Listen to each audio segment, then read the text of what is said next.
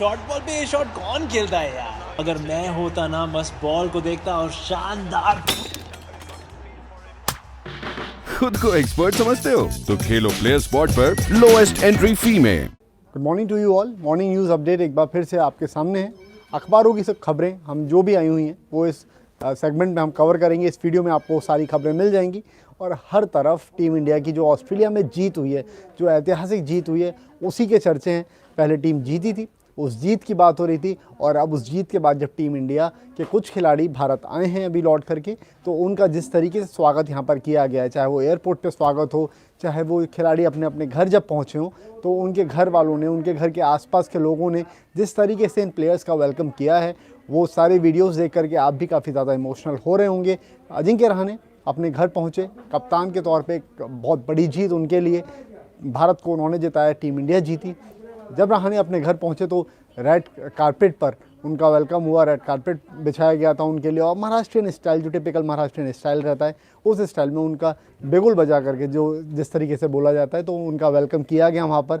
और अपने परिवार के साथ वो वहाँ पर थे, तो उनका वेलकम हुआ। उसके बाद फिर टी नटराजन, उनके लिए बहुत बड़ी उपलब्धि, एज अ नेट बॉलर के तौर पर वहाँ पर जाना ऑस्ट्रेलिया में, और आप वहाँ पर लिमिटेड ओवर सीरीज़ भी खेलते हैं, उसके बाद आपको टेस्ट में भी मौका मिलता है, आपका डेब्यू हो जाता है और वहाँ पर अच्छा प्रदर्शन करना। तो टी नटराजन ने भी ज़बरदस्त प्रदर्शन अपना किया था। वो जब अपने घर पे पहुँचे तो उनके घर के पास में पूरा इंतज़ाम किया गया था, पूरा स्वागत हुआ, जिस तरीके से हुआ, ये सारे विजुअल्स आपने देखे हैं स्पोर्ट्स तक पर। तो उन सब के बारे में ही आज अखबार में आया है, सारी चीज़ें बताई गई हैं, किस तरीके से वेलकम हुआ था, क्या कुछ हुआ था। लेकिन जो एक बात है, जो एक खुलासा आप कह सकते हैं कि जो बात मोहम्मद सिराज ने खुल करके बताई है, वो सिराज ने बताया है सिडनी टेस्ट की बात। अब सिडनी टेस्ट के दौरान क्या हुआ था कि आप सबको जैसे कि पता है, टीम इंडिया के ऊपर नस्लभेदी टिप्पणियां हो रही थी। जसप्रीत बुमराह को लेकर के जो क्राउड था वो कमेंट्स कर रहा था, गलत रेसिकल कमेंट्स उनकी तरफ से हो रहे थे। मोहम्मद सिराज के ऊपर रेसिकल कमेंट्स किए जा रहे थे लगातार, जिसके बारे में एम्पायर से कंप्लेंट भी की थी जा करके इन प्लेयर्स ने। उसके बाद में जब आपने देखा होगा कि अजिंक्य रहाणे भी एम्पायर्स के पास पहुंचे थे, उन्होंने इस बात की कंप्लेंट उनसे जब की थी, तो मोहम्मद सिराज ने बताया कि एम्पायर्स ने उस दौरान एक उनको ऑप्शन दिया था टीम इंडिया को कि आप सिडनी टेस्ट क्विट कर दो, आप मैदान से जा सकते हैं। जो इस तरीके का माहौल क्रिएट कर रहा है क्राउड, तो वो नहीं झेलना है आपको, उस तरीके से परेशानी हो रही है, तो आप मैदान छोड़ के जा सकते हैं। अजिंक्य रहाणे ने उस समय इस ऑफ़र को, ये जो इन्होंने एक ऑप्शन दिया था एम्पायर्स ने, उस ऑप्शन को ठुकरा दिया। उन्होंने कहा कि हम क्यों मैदान छोड़ करके जाएं, जब आपका क्राउड इस तरीके से बिहेव कर रहा है, इस तरीके से गलत चीज़ें कर रहा है, तो आप क्राउड को समझाना चाहिए, क्राउड के ऊपर एक्शन लिया जाना चाहिए। टीम इंडिया क्यों सिडनी का मैदान छोड़ करके जाए और क्यों वो टेस्ट मैच छोड़ करके यहाँ से जाए। तो एक ये चीज़ मोहम्मद सिराज ने बताई। उनके ऊपर काफ़ी ज़्यादा, एक दिन पहले भी उनके ऊपर नस्लभेदी टिप्पणी हुई थी जसप्रीत बुमराह और उनके ऊपर, और उसके बाद फिर दोबारा हुए। और सिराज जिस मेंटल स्टेट से उस समय गुजर रहे थे, इस बारे में हम सब जानते हैं। उनके फादर की डेथ हुई और उस दौरान वो भारत भी नहीं आ पाए, टीम इंडिया के साथ वहीं पर रहे वो। उनका फिर डेब्यू हुआ और डेब्यू के साथ में उन्होंने फिर जिस तरह का प्रदर्शन किया अपने लिए, वो इनके लिए एक मेमोरेबल टूर हो गया वो। लेकिन इन सारी चीज़ों के साथ में जब परेशानी मोहम्मद सिराज को झेलनी पड़ रही थी, जो सब, उसके बारे में उन्होंने बताया। और एम्पायर्स की उन्होंने ये बात बताई कि एम्पायर्स ने बोला था कि आप सिडनी का मैदान छोड़ के जा सकते हैं अगर आपको इतनी सब दिक्कत हो रही है। तो वहाँ पर अजिंक्य रहाणे का जो स्टैंड था, उसकी बखूबी तारीफ़ करी है मोहम्मद सिराज ने। एक चीज़ तो ये, अब इसके बाद में ये सिराज ने बात बताई थी, लेकिन उसके बाद सिराज की स्टोरी भी काफ़ी ज़्यादा मेमोरेबल है, और वो भी आपने स्पोर्ट्स का पूरा उनका इंटरव्यू देखा होगा जो कि है। और उसमें सिराज ने जिस तरीके से बताया कि वो एयरपोर्ट से उतर करके सीधे घर नहीं गए थे, उनके पिताजी का देहांत हुआ था, उनके पिताजी को जहाँ पर दफनाया गया था, उस जगह पर वो वहाँ पहुँचे थे और फिर उनकी कब्र पर जा कर के उन्होंने फूल अर्पण करे थे, और उसके बाद वो फिर अपने घर पहुँचे थे, और वो काफ़ी ज़्यादा इमोशनल मोमेंट था एक। तो ये सारी चीज़ें, ये सारी खबरें निकल करके सामने आ रही हैं। इनमें से एक और इमोशनल स्टोरी निकल करके सामने आई, चेतेश्वर पुजारा। आपको पता है ब्रिस्बेन में जिस तरीके से चेतेश्वर पुजारा ने डट कर बल्लेबाजी करी है, गेंद उनके शरीर पर लग रही है, हर हिस्से में शरीर की गेंद लगी, सिर पर भी लगी, उनके शोल्डर को रब करती हुई जा रही है, कभी छाती पर उनकी गेंद लग रही है, कभी रिब केज में उनको गेंद लग रही है। तो इतने ज़्यादा जब वो चोटिल हो रहे थे मैदान में बल्लेबाजी करते हुए, तो उनकी वाइफ काफ़ी ज़्यादा इमोशनल हो गई थी और उनकी आंखों में आंसू भी आ रहे थे इस चीज़ को लेकर के।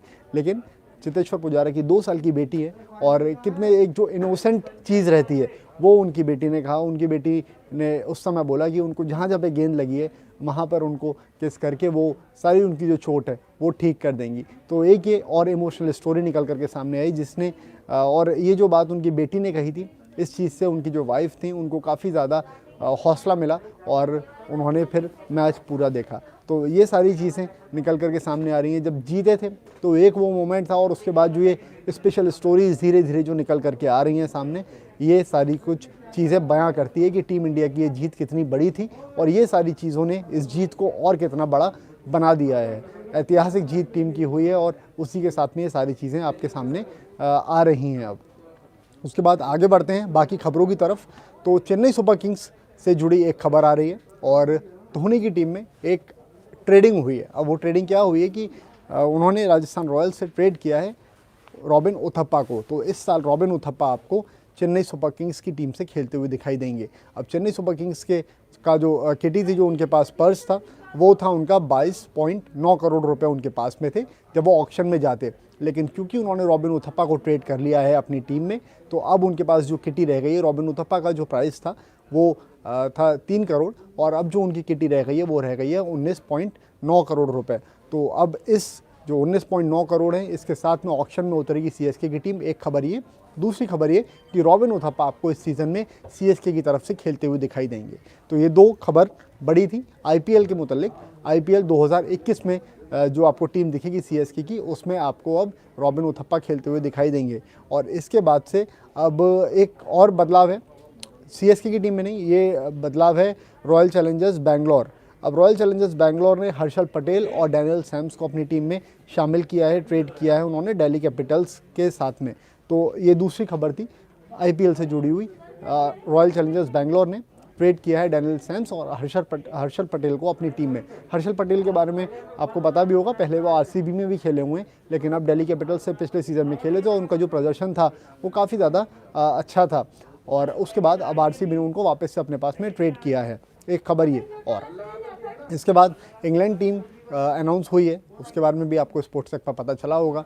इंग्लैंड की टीम जो अनाउंस हुई है वो पहले 2 टेस्ट मैचेस के लिए हुई है जो कि चेन्नई में खेले जाएंगे। 5 फरवरी से टेस्ट मैच शुरू हो रहे हैं और इसके लिए जो टीम अनाउंस हुई है उसमें वापसी हुई है बैन स्टोक्स और जोफ्रा आर्चर की। उसके साथ में 5 रिजर्व प्लेयर्स भी इंग्लैंड क्रिकेट बोर्ड भेज रहे हैं यहाँ पर।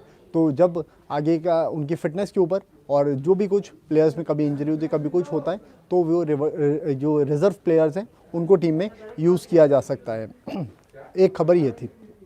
इसके बाद नॉन क्रिकेटिंग फील्ड से ज़्यादा खबरें हैं, वो मैं आपको थोड़ी सी बता देता हूँ। अब जो बाकी की खबरें बची हुई हैं नॉन क्रिकेटिंग फील्ड से जो खबरें हैं उनमें से सबसे बड़ी खबर ये है अभी कि पीवी सिंधु और समीर वर्मा की ये जो प्लेयर हैं इंडिया, जो दोनों खिलाड़ी हैं बैडमिंटन के, ये अगले राउंड में पहुंच गए। थाईलैंड ओपन जो टूर्नामेंट चल रहा है उसमें सिंधु ने थाईलैंड की प्लेयर हैं उनको हराया है और जो उनका स्कोरिंग लाइन रही थी वो मैं आपको बता देता हूँ। सिंधु ने इस मैच को 21-10 से और 21-10 और 21-12 से अपने नाम किया था और जो प्लेयर थी किसोना, मलेशिया की प्लेयर थी, उनको सिंधु ने हराया है।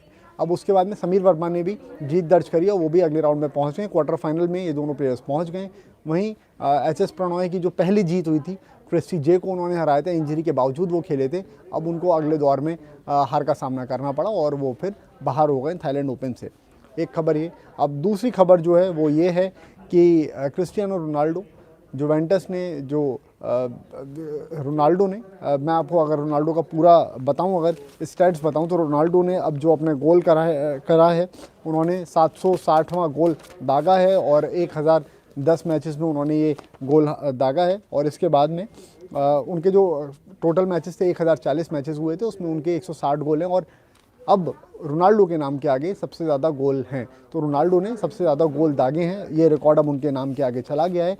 और ये उन्होंने जो गोल किया अपना 760वां गोल जो उनका हुआ है, ये सुपर लीग का ये मैच था, वो सुपर कप का माफ़ कीजिएगा, उसका मैच था और उसमें जुवेंटस ने जीत दर्ज करी नेपोली के खिलाफ।